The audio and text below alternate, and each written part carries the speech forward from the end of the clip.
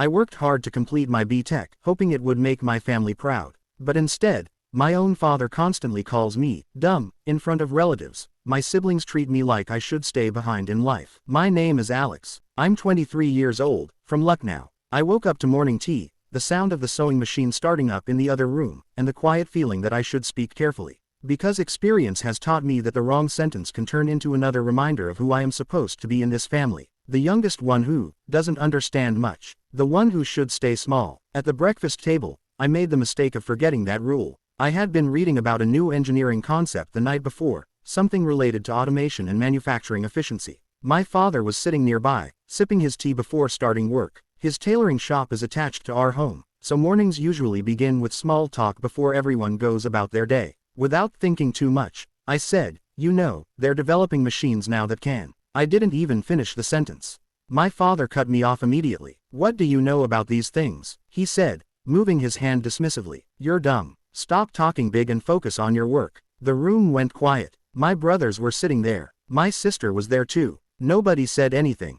No one defended me, but they didn't join in either. They just looked down at their plates like the moment would pass faster if they didn't acknowledge it. And in our house, that's exactly how things work. I stopped talking, picked up my tea, pretended it didn't matter. But it did. Sometimes I think about where it started. When I was around 10 years old, I came home from school holding my report card. I had done well, better than I expected, honestly. I remember feeling proud as I handed it to my father.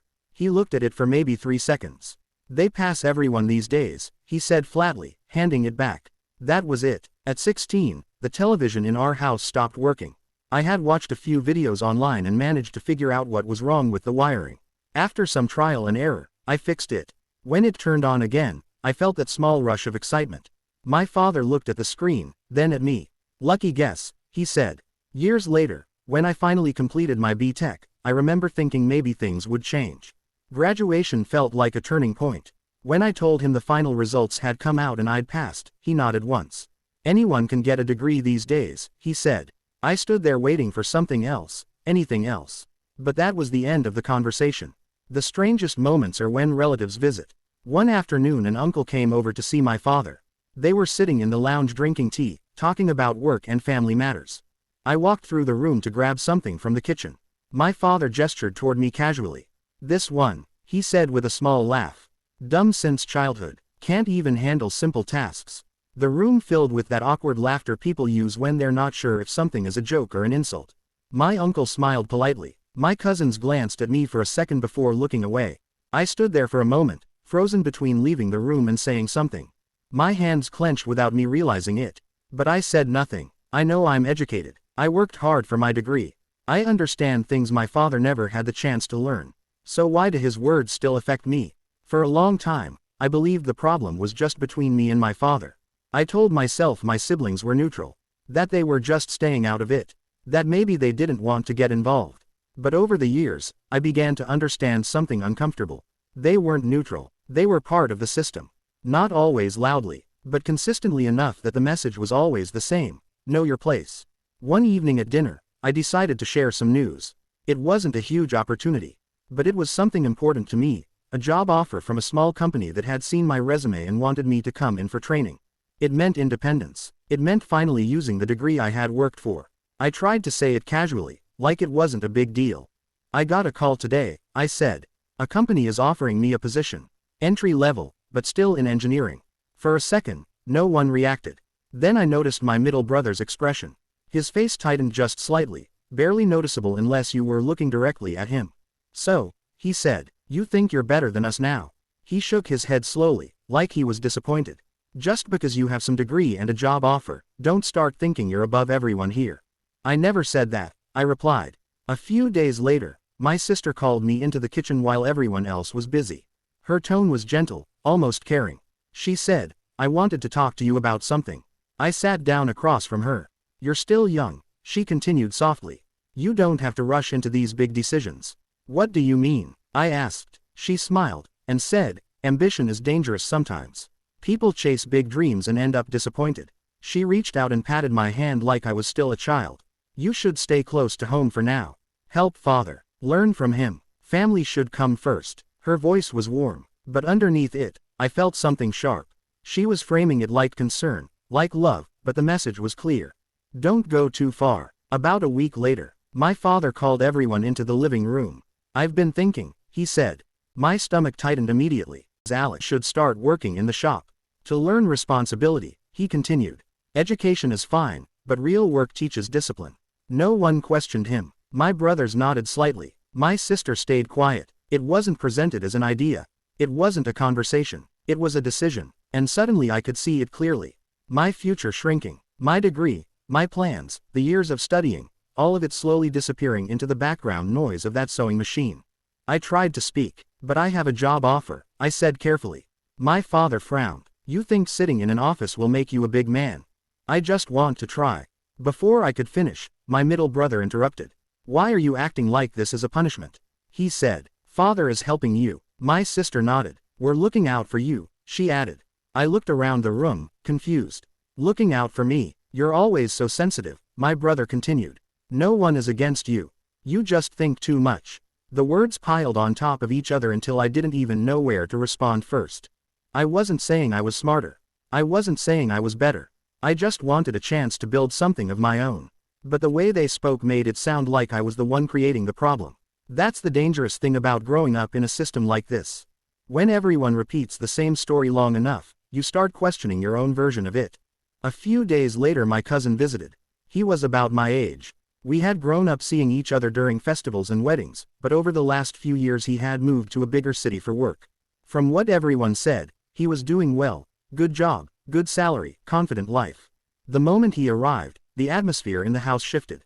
My father welcomed him warmly, almost proudly, like his success reflected on all of us. Everyone gathered in the living room. Tea was served. Questions came quickly. How is the job? How big is the company? How much are they paying these days in the city? My cousin answered easily, confidently. He spoke about his projects, the office environment, the people he worked with. I watched from the side of the room. Then my father said something that landed hard. He looked at my cousin and smiled. See how he carries himself. He said to the others. That's what success looks like. The room filled with approving nods. And I stood there, just a few feet away, suddenly feeling invisible again. No one said it directly, but the comparison was clear. Look at him. Now look at you. Later in the afternoon, my cousin found me sitting outside near the courtyard. He leaned against the wall beside me. So, he said casually, what are you doing these days? I told him about my B.Tech, about the job offer I had received, about how things were complicated at home. He listened quietly. Then he asked a question I wasn't prepared for. Why do you let them talk to you like that? I looked at him, confused. What do you mean? You know what I mean, he said gently. You have a degree, you're educated. You have options. Why are you still here letting them treat you like you're incapable? His words hung in the air. No one had ever said it that clearly before. I didn't know what to say. Part of me wanted to defend my family. That night at dinner, the tension inside me was still there. Everyone was sitting around the table again. My father was talking about work in the shop. At some point the conversation turned to me. My father shook his head slightly and said, almost casually, this one still doesn't understand how the real world works. Something inside me finally snapped. For the first time in my life, I didn't stay quiet. Why do you treat me like this? I said. The room froze. I could feel every pair of eyes on me. My voice wasn't loud, but it was steady. I studied for years. I worked hard. I finished my degree. Why do you always say I'm dumb? My father stared at me like he couldn't believe what he was hearing. I am not dumb, I continued, the words rushing out now. I try my best. I want to build something with my life. Why can't you see that? My father's face slowly turned red. You dare raise your voice to me? He said sharply. I'm not raising my voice, I replied, though my heart was pounding. I'm just asking you to stop treating me like I'm nothing. His hand slammed against the table. You are nothing, he shouted. This is my house, he continued, his voice filled with anger. I stood there for a few seconds, my chest tight, my mind racing. Then I walked out. No one stopped me. I walked through the streets until I reached the river near our neighborhood, the same place I used to sit as a kid whenever I needed to be alone. The water moved slowly under the dim streetlights. The air was cool. I sat on the old concrete edge and stared at the river for a long time. And for the first time, something became painfully clear. My entire life, I had been waiting for them to change. Waiting for my father to recognize my effort. Waiting for my siblings to respect me. waiting for someone in that house to finally say, "You've done well." But sitting there by the river, I realized something I had avoided for years. They weren't going to change. The question was no longer how to make them see me differently. But what do I do with that truth? For the first time, I stopped asking myself how to make them understand me. Instead, I started asking a different question. What was I going to do with my life? A few days later, I started applying for jobs outside the city. I didn't tell anyone. It felt strange, almost secretive, like I was doing something wrong. But at the same time, it felt necessary. I sat in my room late at night sending applications to companies in nearby cities. Every application felt like a tiny act of rebellion. A couple of weeks later, I got an email. An interview. A small engineering company in a nearby city wanted to meet me.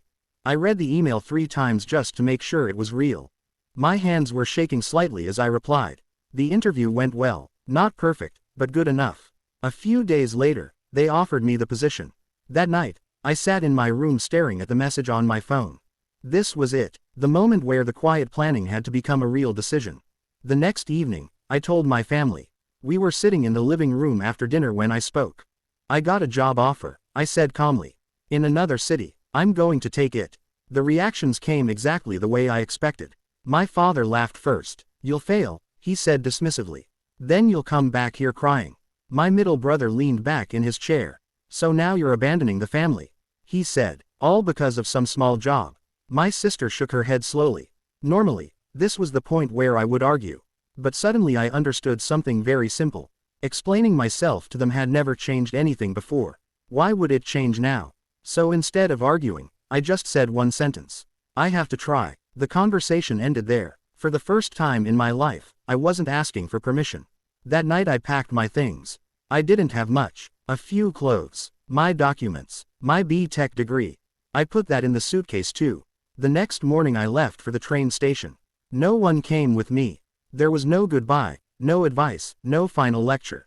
Just quiet indifference. I sat alone on a metal bench waiting for the train, my suitcase beside me. My heart was beating so hard I could feel it in my chest. I wasn't confident. I had never lived anywhere else before. I didn't know what the new city would be like. I didn't know if I would succeed or fail. But beneath all that fear, there was something else. Something I hadn't felt in years. Hope. When the train finally arrived, I stood up and climbed inside. As it began moving, I watched my city slowly slide past the window, the streets I had grown up on, the buildings I had known all my life. For a moment, I wondered if I would ever come back. The first few months in the new city felt overwhelming. Everything moved faster than what I was used to. The streets were louder, the buses crowded, the office filled with constant movement and conversations. I didn't always fully understand at first. But beneath the chaos, there was freedom. My new job wasn't easy. I made mistakes in the beginning. I had to learn a lot. When I struggled with a task, my colleagues helped me instead of mocking me. When I solved a problem, people acknowledged it. One afternoon my manager stopped by my desk and looked over a design I had been working on. "This is good work," he said. Just a simple sentence. But for a moment, I didn't know how to react. They treated me like a colleague. Sometimes when someone praised my work, I felt an immediate instinct to doubt it. To assume they were just being polite. Instead, my confidence began rebuilding slowly, piece by piece. I still called home occasionally. My father's voice on the phone always sounded distant, almost cold. "So," he would say, "when are you coming back to real life?" The first few times he said it, the words stung. But over time, something shifted. They stopped feeling like judgments. His words were no longer defining me. They were simply his words. Sometimes I tried to understand where it all came from. A year passed faster than I expected. One evening I was sitting in my small apartment, the window open to the sounds of the city outside. The apartment wasn't big, but it was mine. I had been promoted recently at work. I had friends now, people I met through the office, people who invited me out for tea or dinner after long weeks. I was even seeing someone, a woman who was kind, patient, and curious about the things I talked about instead of dismissing them. As I sat there looking out at the lights of the city, my phone buzzed on the table. Family. I stared at the screen for a moment. For years, that name appearing would have filled me with tension immediately, like I was about to be pulled back into the same old story. Now it felt different. I picked up the phone and walked to the window. Outside, the city stretched out in front of me, the place where people had never known the labels I grew up with. The place where I had been allowed to start again. I answered the phone while standing there for a moment, looking out at the life I had built for myself. And standing there in that small apartment, talking on the phone, I finally understood something that had taken me years to learn. I was never what they said I was.